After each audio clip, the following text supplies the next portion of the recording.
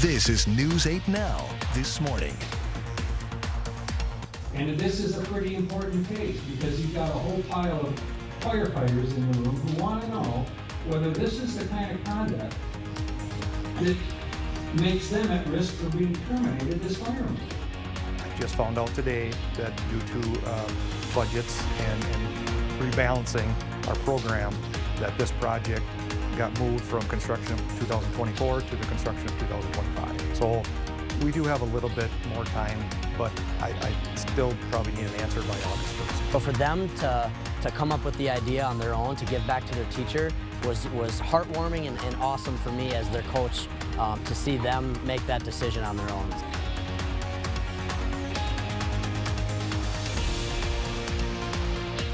Good morning, everyone. That was your morning eye-opener. I'm Sophia Pullman. And I'm Derek Sibley. It is Friday, May 5th, as Derek would like to say, Fri-yay. Fri-yay, let's go. Right into the weekend, too. I know. I wish it wasn't supposed to rain, but what you gonna do? Yeah, we have to deal with some rain chances here, it looks like, today and this weekend. So, pack the umbrella with you. I don't think it's going to be a washout by any means here today or this weekend, but you may run into some, off and on showers, maybe even a couple of rumbles of thunderstorms kind of rolling their way through portions of the area here today. But as of right now, not everybody's dealing with rain. They're mainly focused north here in the Chippewa Valley. So if you're joining us here this morning around the Eau Claire area, you're waking up to some showers here moving through, also into portions of Dunn County and Chippewa, and also into portions of Clark County and Jackson County. We're also watching these showers as they move towards the east here this morning. Now, not only that, but we're also watching some light showers here across portions of the Necedah area and Mawson area. These are probably where some of these heavier showers are located as they all continue to move towards the east here.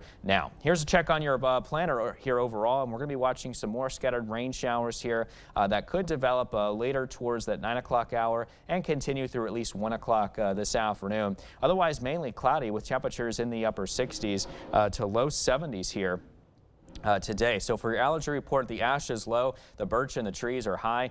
For tomorrow, the ash is low, birch is medium, and the trees are high. No oak pollen has been detected here in the latest sample, according to our friends over at the Allergy Associates of La Crosse. But stay tuned. I'm going to have a check on that full weather forecast in just a bit. Sophia? Thanks, Derek. Let's get to some news this morning. This evening, the Kinsberry and neighbor families are holding a prayer ceremony for Madeline Kinsberry, a Winona woman who has been missing since March 31st. Friends and family will speak. The organizers are asking people to download a candle app on their phones instead of bringing real candles. The service will happen at the band shell in Veterans Memorial Park in Winona. If weather gets bad, the service will happen at First Congregational Church on Broadway Street.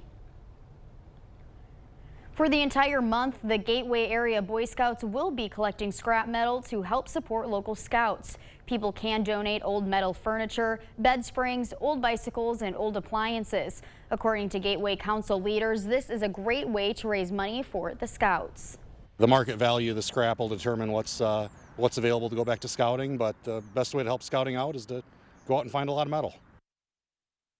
Several locations around the region are accepting metal donations. We'll post a list of all locations on our website.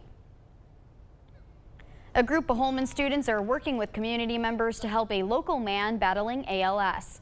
The Holman middle schoolers are members of a program called Pursuit Youth Fitness, whose owner, Nick Johnson, says they are always encouraged to give support to those in need. And for their first ever fundraiser, one person in need came to mind straight away. Their teacher, Miss Stratton, whose husband has ALS. So for them to come up with the idea on their own to give back to their teacher was heartwarming and awesome for me as their coach to see them make that decision on their own. Members of the community were given the opportunity to donate to the various volleyball teams as honorary celebrity sponsors, then cheer their team on while promoting a good cause. The organizers' goal was to raise $2,000. All proceeds from the event went to Miss Stratton and her husband. And on Alaska, para archer isn't giving up. Lucas Harrow is raising money to get his care staff to come with him to competitions. In 2013, he became paralyzed after an accident on the Black River. 2 years ago, he began doing archery, and now he's entering competitions in the hopes of working his way up to a bigger stage. Harrow's goal is to raise $25,000 to $30,000 to get him to one of those competitions in Florida. He says he'll do whatever it takes to compete. I can't do this on my own, and so I'm giving everything I have to this. I'm putting as much skin as putting all my skin in the game. You know, I'm going to do everything I can on the training part, and you know, those that are able and willing to help financially, it's going to be huge. Harrow's goal is to represent Team USA in the Paralympics. He says he will be training nonstop until the Paralympics. Anyone interested in helping Harrow can head to news8000.com. The Tomah VA Medical Center is hosting a Walk for Mental Health Awareness Month. Staff are inviting the public to engage in conversations about mental health and how it affects people's lives. Most importantly, how to stay strong when dealing with mental health issues. Coordinators said that it's important to recognize that someone's mental health can be affected by many things going on in their life. Realizing that part of the human experience is to struggle sometimes, and that could include a formal mental health diagnosis, or could just include the impact of things like the global pandemic we've just been through, or seasonal things that are going on in our life. This walk is free for the public to attend. The group will meet outside the Tomah VA Medical Center in front of Building 400. We'll have more information on news8000.com. After confusion about the costs of a footbridge on French Island, the town of Campbell held a special board meeting to address concerns. The existing contract gives ownership of the bridge to the DOT with expectations that inspections of the bridge will happen every 2 years. The town will then take care of all maintenance costs for a minimum of 20 years. Residents voiced concerns about future costs since the town's budget focus has to shift towards battling PFAS. I just found out today that due to budgets and rebalancing our program, that this project got moved from construction of 2024 to the construction of 2025. So we do have a little bit more time, but I still probably need an answer by August 1st. If either the DOT or the town wishes to make changes, the agreement can be renewed after each year. The DOT can close the footbridge at any time if it is declared unsafe.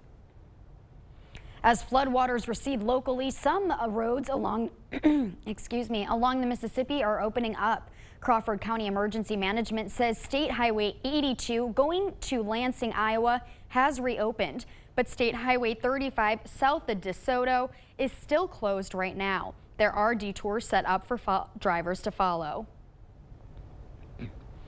Just in time for spring weather, La Crosse residents will soon be able to enjoy several of the city's parks and trails that were closed due to flooding. The Parks, Rec, and Forestry Department has announced that starting tomorrow, Houska Dog Park, Riverside Park, and the Riverside International Friendship Gardens will be available for public use again. Also reopening are the Green Island and Houska Park trails. A local nonprofit, Grow, is hosting a spring plant sale at its greenhouse to raise funds for its garden-based learning programs. Grow works with 9 area schools to teach kids hands-on skills in school gardens. Grow's greenhouse has a variety of vegetables, plants, and flowers to help everyone get their own garden started. One organizer says Grow's program helps kids learn more about their food. So they get to come out into the garden during their school day and learn really about where their food comes from and just be a part of the process from seed to table. And they get to help plant and tend and harvest the food and then even see it in their school lunch line. The sale will be held at the Grow Greenhouse on Western Technical College's campus Friday through Sunday. All profits will go directly to Grow's educational programming. For more information, head to our website.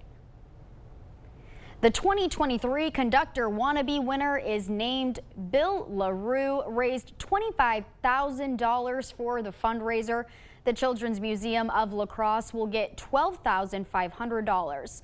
LaRue will conduct a piece at the La Crosse Symphony Orchestra concert on Saturday. Brad Weber, the second place winner, will also conduct at the concert. He raised just over $15,500, and the La Crosse Community Theater will get half that amount. The concert starts at 7:30 at the Viterbo Fine Arts Center. Still ahead on your morning news, Google has announced its first foldable smartphone. And we have some tips on how to manage your spending for this Mother's Day. That and more coming up this morning. For now, we're sending you to break with something to put the good in your morning. Workers at a solar energy farm in Kosovo got tired of wasting their own energy cutting the grass around their solar panels. So they turned to a greener and much more powerful mowing machine, a flock of sheep. More than 100 sheep and a few goats eat twice a week at the solar farm near the small town of Kamenika. Don't go anywhere. Your consumer news at News 8 Now this morning after the break.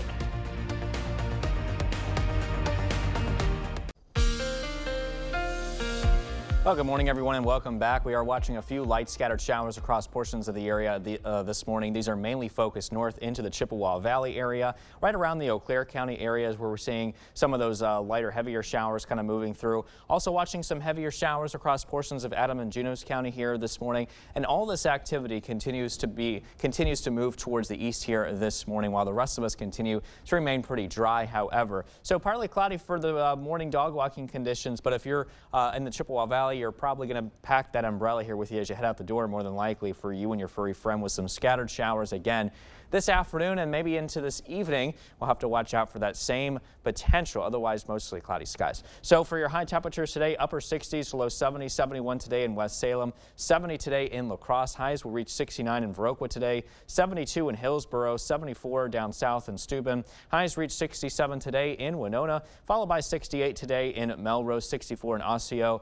Highs mainly into the mid-60s across our northern zones. So for your bus stop forecast this morning, temperatures at 56 degrees, partly cloudy skies. As we head into this afternoon, we're going to be looking at mostly cloudy conditions. Temperatures at 68 today, and maybe a slight chance of a shower or storm, which I'll talk more about coming up in the full weather forecast in just a few minutes.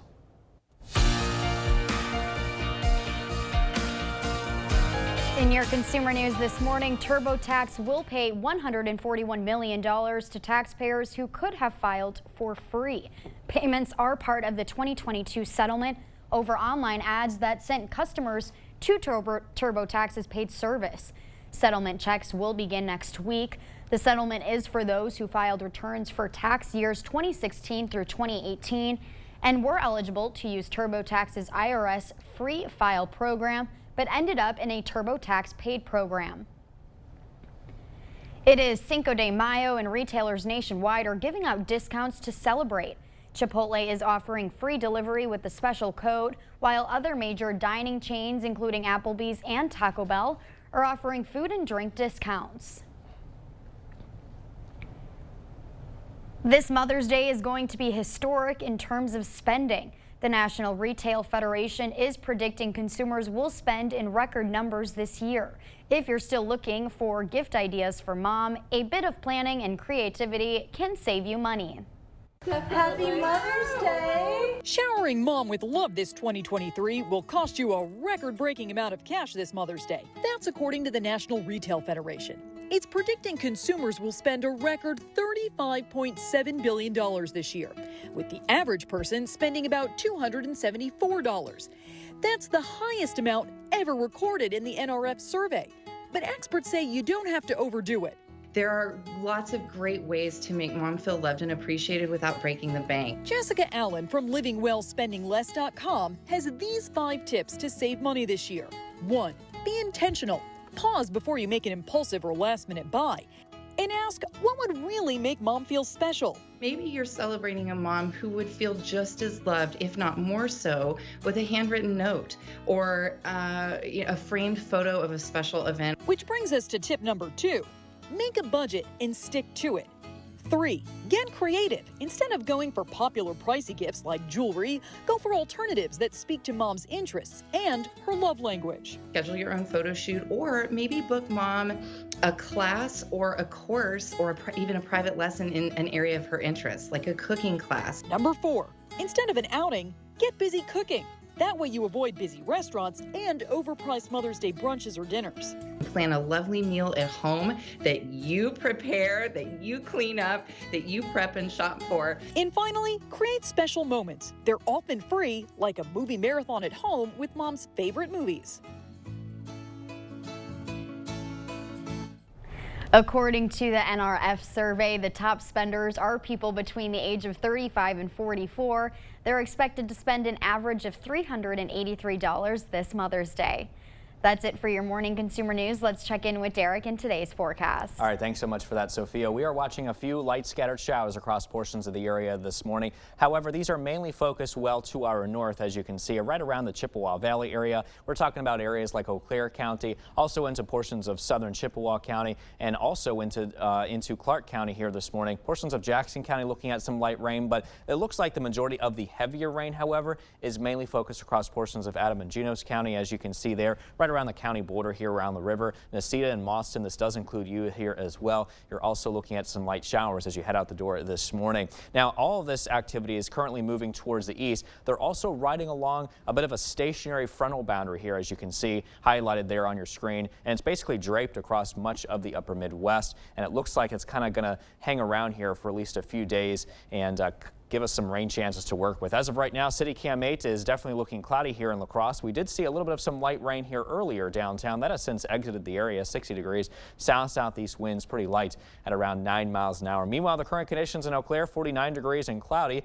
Northeast winds light here as well at around 9 miles an hour. Your planner here for today, partly cloudy this morning, 67. Scattered showers here around noon today, followed by 70 degrees with some mostly cloudy skies by around 4. We'll be keeping our eyes on for some thunderstorm development, however, as we get closer towards that early evening hours, with forecast high temperatures today expected to be mainly into the 60s and low 70s. So again, getting back to some of those showers, they're going to continue to move away, but here comes another round that could redevelop again as we get closer towards those later morning hours, however. And then, as you can see, they move towards the north around the Chippewa Valley as we get closer towards the 3 o'clock hour today this afternoon. By around 8 o'clock this evening, more showers and storms begin to move in here from the west and then drift up towards the north here as we head into overnight tonight. And then we'll be watching for more scattered shower and storm development again heading into early tomorrow morning. And then they move in the general direction here across the Coulee region throughout the day tomorrow with some more showers and a couple of thunderstorms that could become possible yet again.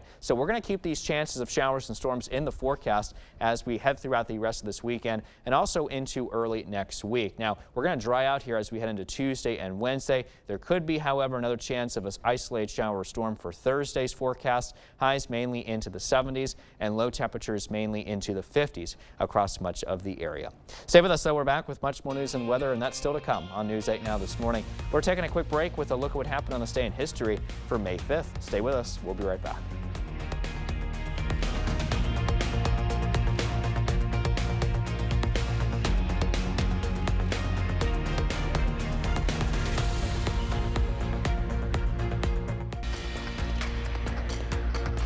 The second mass shooting in 2 days. Serbian special forces are searching for the attacker who shot and killed at least 8 people and wounded 13 in the Serbian village of Dubona. The suspect is a 21-year-old male. It is the country's second such mass killing in 2 days, according to local reports. The shooting came a day after a 13-year-old boy used his father's guns to kill 8 fellow students and a guard at a school in Belgrade. In relation to the first Serbia shootings, Dallas Mavericks star Luka Doncic is stepping up to pay for funerals of the Belgrade shooting victims. The NBA basketball all-star said he and his foundation are also exploring long-term ways to support everyone affected by Wednesday's deadly shooting. In a series of tweets on Thursday, the 24-year-old Doncic wrote that he was heartbroken by the tragic shooting and the loss of innocent lives. The ex-leader of the Proud Boys and 3 other members were convicted of conspiracy in a federal court for their roles in the January 6th attack on the U.S. Capitol. Federal prosecutors argued the defendants plotted to unlawfully use force and the crowds to keep former President Trump in office. Defense attorneys argued that the former president, not their clients, was to blame for the violence. They're planning to appeal.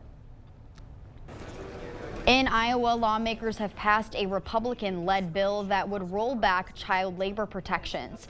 That includes hours teens are allowed to work and where. If Governor Reynolds signs it, the bill would allow 14 and 15-year-olds to work 2 additional hours per day when school is in session. They would also be able to work 2 hours later in the evening. The bill would also allow 16 and 17-year-olds to work the same hours as an adult. A Minnesota restaurant owner made a trip to the White House and is getting national recognition. President Joe Biden named Adi Rahman Kaheen the National Small Business Owner of the Year. Kaheen won this award for his work making meals to give to low-income communities. He immigrated to the U.S. in 1996 from Somalia and brought a cuisine that was missing in Minnesota, serving up traditional African foods infused with Indian and Mediterranean flavors. For the East African, for the Somali community, and for the people of color, that there is no limit in this country if you work hard. Kaheen says this honor motivates him and that he will continue to serve and be engaged in his community. Recent summer-like weather has many of us thinking about pool season, but Minneapolis area pools are struggling to find lifeguards. The race is on to find someone qualified. At Elm Creek Swim Pond in Maple Grove, we get busy. We have a lot of people that love this park. It's just 3 weeks to showtime. On a weekend, I would say maybe like 200 to 300 people at the beach at a given time. Staffing that takes 9 lifeguards at a time, and finding a full staff of 25 isn't easy. It's definitely a race. Everybody wants to get fully staffed. Elm Creek, along with the city of Minneapolis, are even offering now to pay for training for anyone looking to apply. It's extremely challenging. Since COVID in 2020, our numbers in lifeguards have really gone down, and there's been a nationwide and statewide shortage. Even after upping starting pay to $17 an hour, Minneapolis still has 50 to 60 spots to fill. In Ramsey County, pay starts at $19 an hour. They're hoping that's enough to fill the additional 20 spots they've got in the next month. Just a couple years ago, we were in the $11, maybe $12 an hour range, so it's been a pretty substantial increase to try and entice people and compete in this competitive job market. It's significantly better than when I was looking for summer employment. You can come out in the summer, get a great tan, meet some great people, and have a fun time working. And the biggest thing is you make a difference.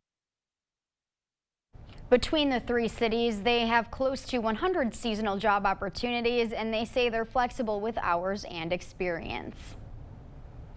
Earlier this week, we told you about accusations from Mauston volunteer firefighters that their city administrators' influence over the Police and Fire Commission is creating more problems in an already troubled department.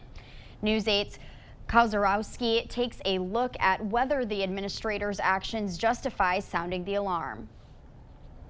Insulation from politics. It's the reason police and fire commissions, or PFCs, exist. But in the city of Mauston, volunteer firefighters say the lines between politics and professionalism are being blurred. A 30-day suspension effective immediately. Case in point, Nate Brown, a volunteer firefighter put on trial before Mauston's PFC in February and nearly fired for the way he responded to a suspected trespasser on his family's land.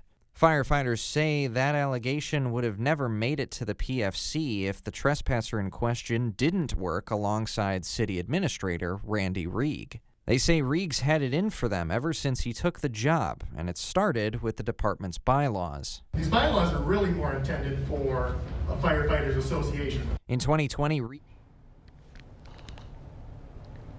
Some Mauston residents say administrator regulations have gone as far as attending closed PFC sessions. While those claims are not confirmed, if true, they could constitute a violation of due process, as Wisconsin courts have previously upheld that city influence during those meetings could taint decisions made within the board. Here is Derek to give us our driving conditions for today. Derek, take it away. Thanks so much for that, Sophia. If you're getting ready to head out the door this morning, you may run into a few light rain showers, but they're mainly focused well to the north of us here, as you can see behind me on the latest radar imagery showing where some of those light rain showers mainly focused across portions of the Chippewa Valley, also into Clark County here too. You're watching a few light showers here, and these showers are moving their way towards the east. Now, we are also watching some heavier showers around the Adams and Juneau County area, especially up towards New Chester. You're looking at some heavier showers currently definitely moving through your neighborhood. And again, all this activity continues to move towards the east here this morning. The forecast overall today calls for temperatures around 70 with some showers here early, and then maybe watching for a few thunderstorms later in the day. South-southeast winds at 10 to 20 miles an hour. For tonight, 55 degrees. That's a little on the mild side here for this time of the year. Rain is likely here too, especially overnight tonight. Southeast winds at 5 to 10. And then your drivecast mostly cloudy for the morning, followed by some scattered rain showers as we head closer towards that lunch hour, and then mostly cloudy weather conditions as we head into the early evening. So for that mowing forecast, 56 degrees here to start with a few showers here by noon. Looking better here around 5 p.m. Temperatures at 69 under mostly cloudy skies. Before we head to break, it's time to look at today's Look Who's 8. That's right. Want to wish a happy 80th birthday to Daryl. Daryl is now a grandpa and a great-grandpa. Now, his family would like to wish him a very happy birthday. If you know a special someone turning 8 months, 8 years, 18, 80, or 88 years old soon, we'd love to feature them. That's right. Just upload their photo to our website, news8000.com, and look for that Submit Pictures button underneath the Home tab on our website. Stay with us. We'll be right back after the break.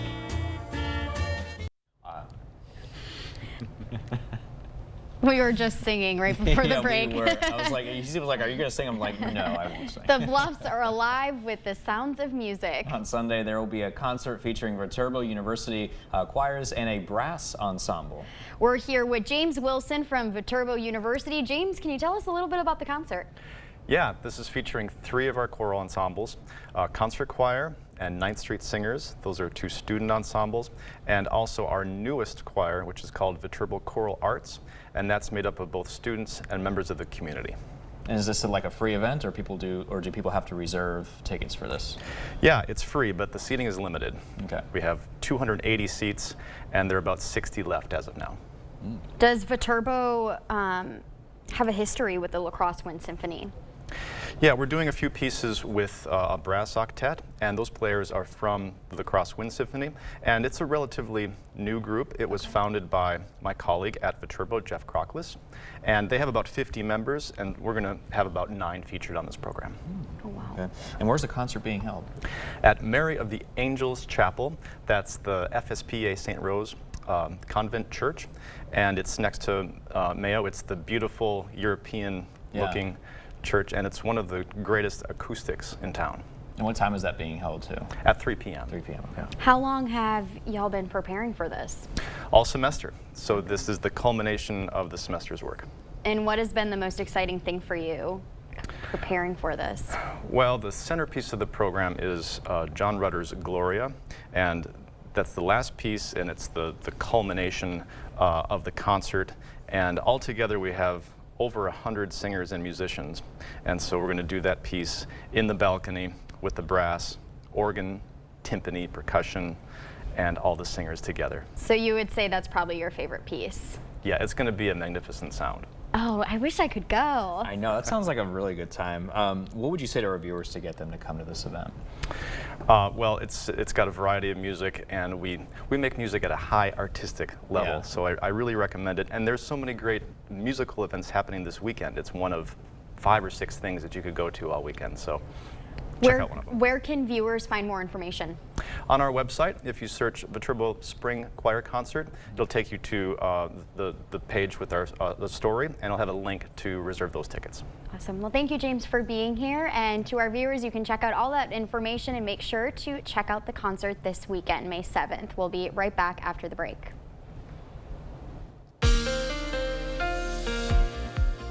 Well, good morning, everyone. Welcome back. We're still tracking a few light scattered showers across portions of the area this morning. Again, these are mainly still focused well to the north around the Chippewa Valley area into portions of Eau Claire County, also into portions of Chippewa County, now into Clark County here as well. Further off towards the southeast, we're also watching some scattered showers around Adams and Genos County area. New Chester, you're getting some light to moderate rainfall currently as we speak. And as we widen out the view, you can see that all this activity continues to move towards the east here. here this morning, as they are mainly on the riding along this stationary frontal boundary here, painted there on the map. And as long as this system is intact, we're still going to be watching for more scattered shower and possible thunderstorm development later today. City Cam 8 showing a beautiful view of the clouds there in the background. Current conditions are at 60 degrees with visibility at around 10 miles, south-southeast winds at around 9 miles an hour. Our current conditions to the north in Eau Claire, cloudy skies here, temperatures at 49 degrees,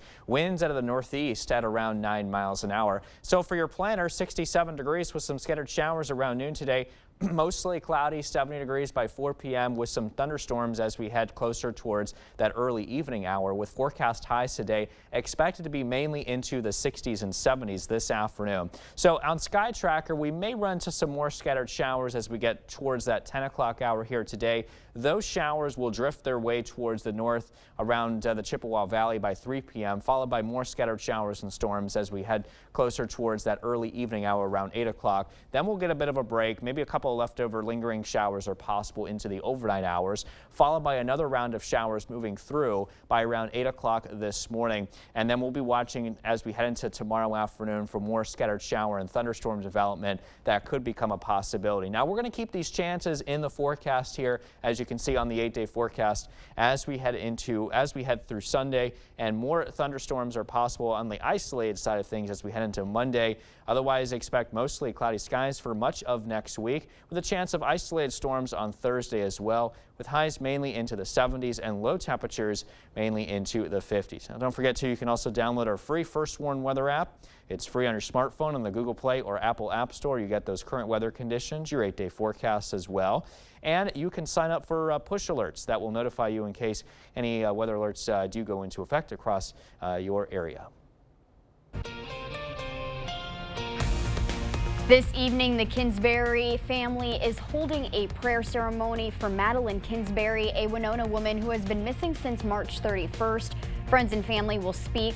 The organizers are asking people to download a candle app on their phones instead of bringing real candles. The service will happen at the Band Shell in Veterans Memorial Park in Winona. If weather gets bad, the service will happen at First Congregational Church on Broadway Street. For the entire month, the Gateway Area Boy Scouts will be collecting scrap metal to help support local scouts. People can donate old metal furniture, bed springs, old bicycles, and old appliances. According to Gateway Council leaders, this is a great way to raise money for the Scouts. The market value of the scrap will determine what's available to go back to scouting, but the best way to help scouting out is to go out and find a lot of metal. Several locations around the region are accepting metal donations. We'll post a list of all locations on our website. A group of Holman students are working with community members to help a local man battling ALS. The Holman middle schoolers are members of a program called Pursuit Youth Fitness, whose owner, Nick Johnson, says they are always encouraged to give support to those in need. For their first ever fundraiser, one person came to mind right away. Their teacher, Miss Stratton, whose husband has ALS. For them to come up with the idea on their own to give back to their teacher was heartwarming and awesome for me as their coach, to see them make that decision on their own. Members of the community were given the opportunity to donate to various volleyball teams as honorary celebrity sponsors, then cheer their team on while promoting a good cause. The organizers' goal was to raise $2,000. All proceeds from the event will go to Miss Stratton and her husband. The Tomah VA Medical Center is hosting a Walk for Mental Health Awareness Month. Staff are inviting the public to engage in conversations about mental health, how it affects people's lives, and most importantly, how to stay strong when dealing with mental health issues. Coordinator said that it's important to recognize that someone's mental health can be affected by many things going on in their life. Realizing that part of the human experience is to struggle sometimes, and that could include a formal mental health diagnosis, or could just include the impact of things like the global pandemic we've just been through, or seasonal things that are going on in our life.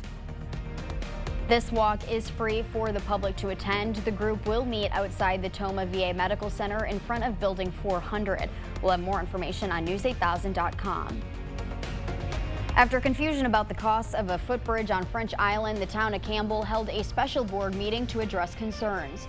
The existing contract gives ownership of the bridge to the DOT with the expectation that inspections of the bridge will happen every 2 years.